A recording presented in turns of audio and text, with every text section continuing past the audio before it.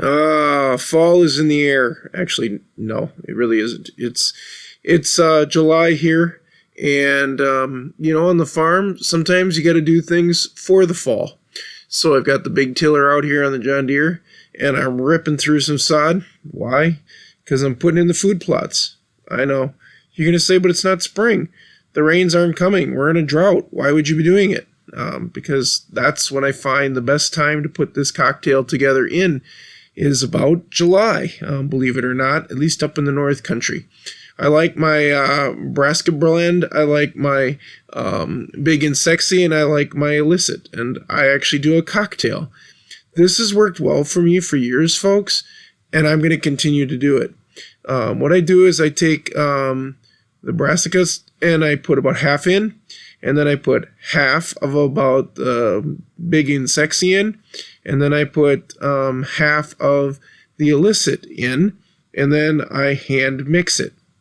Now, I do realize there's a little bit of carryover on some of this stuff as far as what's in it, but what I've learned from an old guy that used to do food plots way back 20 years ago, before they were really, really popular, is that sometimes if you plant just one seed item, it only holds them for a certain time of the season. And the other thing is that I found that, and see here, I'm putting the last of the products in, so now I dump the other halves in and I mix them together.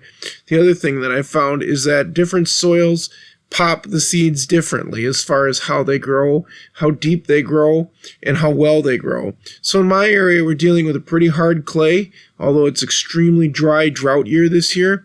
We'll see how they do.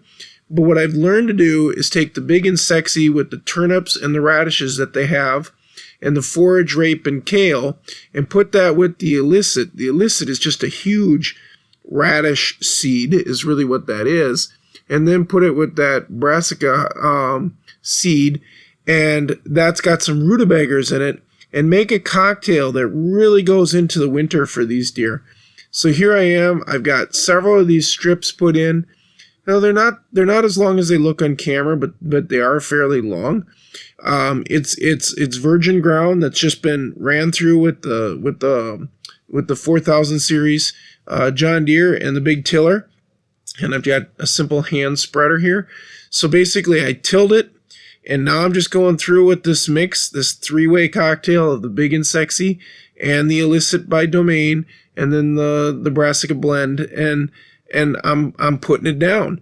It doesn't take much. I just go and I seed this pretty heavily, and then I turn around, drive over it with the ATV with a drag on it, and let nature take its course. Now, I could put in wider areas of this, but I've learned to kind of strip it, because that way I can put it in front of multiple stands, and that's worked really well for me. So this is kind of by my wife's stand here, and I'm going to strip the edge of this kind of open little hayfield area here. And what they'll do is they'll come into the hayfield about dusk, and they'll work their way right into this area. And as the weather gets colder, they'll start digging deeper into this for what they want, which is typically the radishes and the rutabagas. At the beginning, they're going to be coming in for that kale. They're going to be coming in for that rapeseed. They're going to be coming in for that brassica seed in that blend. And that's going to attract them at the beginning of fall. And then, like I said, as that winter goes on, they'll start digging up those more ground tubers. And that Illicit gets that huge radish, and it's just so strong that it really makes it deep into the winter to feed them, and I like that. I'm doing 3 of these again this year, and I'm doing them all in Minnesota here in the second week of July. A lot of people ask why I don't hit the spring rains. I don't want these things to mature by like August, so I want to put them in July so that they're maturing by the end of September, October, so that they're really pulling through into the fall. I found that if you put this stuff in a little too early, what ends up happening is you just get a lot of foliage, things outcompete themselves, the root structure doesn't do as well going into winter, and it doesn't work as good. So I've learned to kind of hold back a little bit and go in a little bit more midsummer with this and get more of a fall bump, so to speak.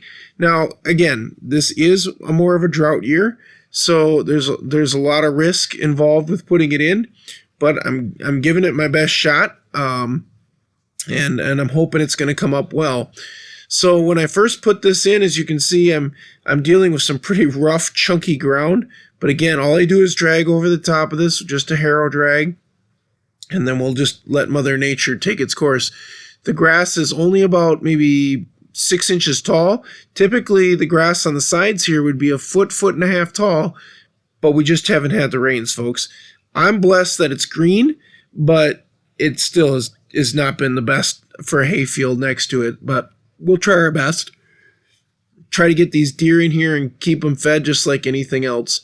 The cost of doing this blend, all 3 products cost about $20, so I'm out about $60, and I can do 3 of these probably 65 to 75 foot wide, 10 foot wide strips. Then I come back 21 days later. It's now the 1st of August, and you can see this stuff is up. It's up nice. It's not grand because we haven't had a lot of rain, but it's all up. I can see the kale coming up. I can see the radishes and the turnips coming up. I got the forage coming up.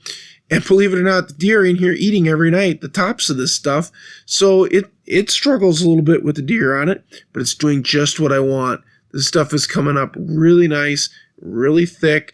It's got all of August and all of September when it cools down to continue to grow, and it's already starting to attract deer. I'm going to show you here a couple of my deer cams.